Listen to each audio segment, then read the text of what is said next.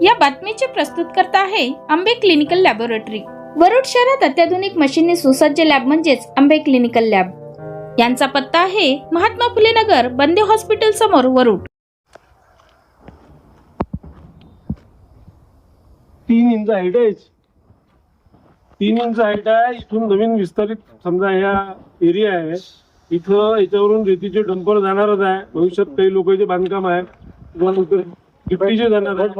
50 टनाची गाडी मिनिमम जाते। तिथे तुम्ही 2.5 इंचाचा असल्या आपलं सिंगल सलाग, आता पूर्ण याच्यात तुम्ही हे पहा, आडवा सलाग सगळे तुकडे होते, इथे भरायचे, हातात भरायचे, अशा पद्धतीचे काम तुम्ही आम्हाला जर विचारून राहिले समजा का बाबा हे असं कसं झालं, म्हणजे जे तथाकथित जे स्वयंघोषित समाज सुधारक म्हणा किंवा ते सामाजिक कार्यकर्ते आहे, हे ना थोडंसं विचार करायला पाहिजे का जुन्या वेळेस आपल्या वेळेस काय झालं आणि प्रशासकीय काळामध्ये काय झालं, तर प्रशासनाला याची जबाब आपण विचारायला पाहिजे। प्रत्येक गोष्टीचा खापर जर तुम्ही नवीन तत्कालीन बडी आणि नवीन आमदारावर जर फोडत असाल, हे तुमची जबाबदारी तुमची आहे।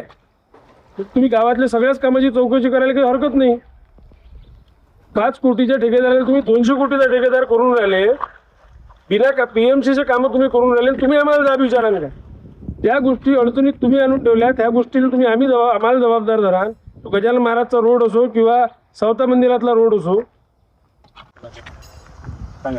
ह्या प्रकारच्या सलाखा ह्या वापरल्या गेल्या जुन्या कामामध्ये, खरं याच्यावर मोठे डंपर राहील का?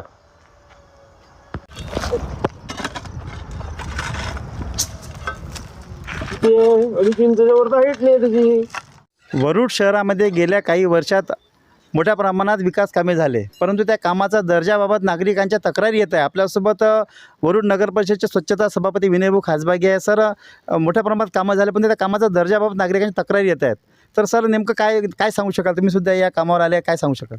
कामाच्या दर्जाबद्दल दादा, आपण ह्या जागेवर जे पोचलो, इथं काही लोकांनी फोटोबाजी केली, पोस्टर लागले, त्याच्यावर काही विकृत फोटो टाकण्यात आले, नगराध्यक्ष साहेबाचे असो किंवा आमदार साहेबाचे असो।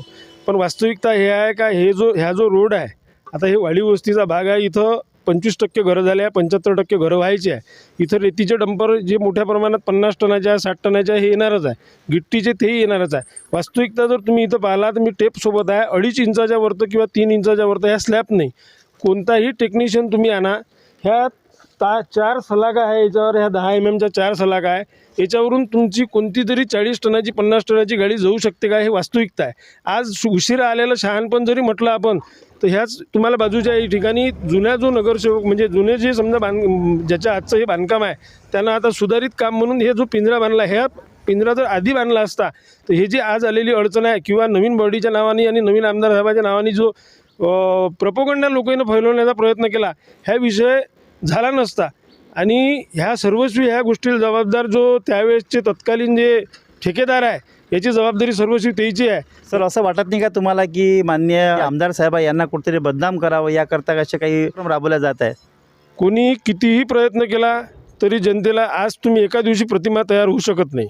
प्रतिमा आहे इतक्या दिवस, भाऊचं वय जर आज 50 वर्ष असेल किंवा माझं वय जर 46 वर्ष असेल, मी गावात इतक्या दिवसापासून राहून राहिलो, एका दिवसात 2 दिवसात कोणाची प्रतिमा बनत नाही। आज असेही लोक आहे की ज्याच्या पाया आता बोलता येणार नाही, त्याच्या वैयक्तिक परिस्थितीवर आपल्याला बोलता येणार नाही की ज्याची त्या गोष्टीबद्दल काही नव्हती, ते आज एका साध्या गोष्टीचा साधा सामान्य कार्यकर्ता जो टोपलेट उभारत होता, त्याला 1 करोड रुपये इलेक्शनमध्ये वाटायची जर तयारी ठेवते, म्हणजे तुम्ही हे पैसे आणले कुठून? तुम्ही आम्हाला शहाणपणा शिकवाल, एवढे तुम्ही मोठे झाले काय का तुम्ही आम्हाला शहाणपणा शिकवाल? वास्तविकता तुमच्या कामाची हे आहे का याच्यावरचा स्लॅब तुम्ही 2.5 इंचाचा टाकता?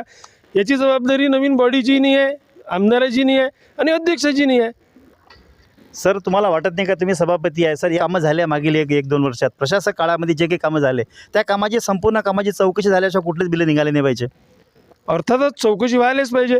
2.5 इंचाचा स्लॅब जर तुम्ही टाकून राहिले आणि त्याच्यावरून अपेक्षा करून राहिले की 50 टनाच्या गाडीचं वजन त्या स्लॅबनं सहन केलं पाहिजे, तर हे चौकशी होण्यासारखाच विषय आहे। आता या वरुड नगर परिषदेला कर्तव्यदक्ष मुख्याधिकारी श्री भोयर सर लाभलेले आहेत। एक निष्कलंक म्हणून त्यांची ओळख आहे, त्यांची वेगळी ओळख आहे, परंतु हे संबंधित जे काही कामं झाल्या प्रशासक काळामध्ये, त्या कामाची संपूर्ण कामाची चौकशी होईल का आणि ज्या काही नागरिकांच्या तक्रारी येतात त्या तक्रारीचं निराकरण होणार का, हे सुद्धा पाहण्याची गरज आहे। आपल्यासोबत उपरकर सर आहे। मी ह्या प्रभागाचा नागरिक आहे। ह्या प्रभागामध्ये जे रोडचे कामं झालेले आहे, ह्या रोडच्या कामामध्ये पण निकृष्टपणाचा दर्जा आपल्या प्रकर्त्याने जाणवतो आणि ह्या कामाची चौकशी व्हायला पाहिजे। आता विनयभाऊ बोलले 2 मिनटं आधी की खरंच ह्या कामाची चौकशी व्हायला पाहिजे आणि हे का असे कामं झाले आणि याच्यामध्ये काय गोडभंगार झाला आहे, हा प्रकर्त्याने जनतेला माहीत झाला पाहिजे.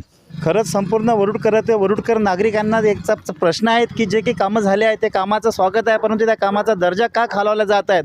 गेल्या 1-1.5 वर्ष होत नाही तर ते कामामध्ये काही कमीपणा येत आहे, कुठली कामं काही खसत आहे. याबाबत नागरिकांच्या सुद्धा तक्रारी आहे, परंतु याकडे प्रशासन आणि मुख्याधिकारी हे दखल घेतील काय सुद्धा पाहण्याची गरज आहे. पाहत राहा कॅमेरा निकुबावनीसह प्रवीण सारखं चुळामणी स्फोट.